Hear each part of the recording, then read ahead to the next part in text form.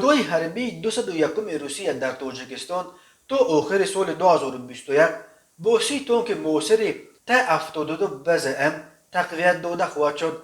در این باره روز 24 اکتبر به ژورنالیستان سردار ستاد پایگاه روسیه ایوگنی اخریمنکو قبلا در ماه سپتامبر فرمانده خدمات تانک‌ها و زیرپوش‌های حوزه حربی مرکزی ارتش روسیه خمیف بیگلوف نیز گفته بود که تا پایان سال پایگاه روسیه در تاجیکستان باید با 30 تانک نوشده T-72 مسلح کرده شود. در حال حاضر نوسازی تسلیحات واحدهای پایگاه نظامی با نمونه‌های معاصر تکنیک حربی و مخصوص ادامه دارد.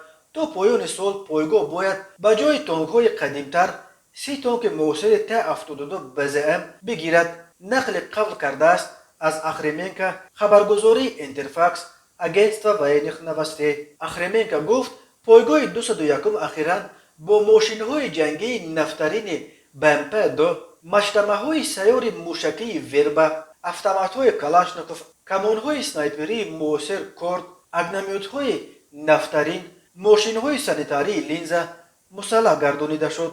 نوسازی تسلیحات پایگاه روسیه در تاجیکستان در پسمانده شدیداً تغییر یافتن وضع در افغانستان صورت می‌گیرد. در افغانستان بعد خروج نیروهای ائتلاف بین المللی قدرت را جنگیان حرکت تندرو طالبان صاحب شدند. پایگاه حربی 201 روسیه در تاجیکستان سال 2004 در زمینه دیویژن 201 ارتش روسیه تأسیس یافته.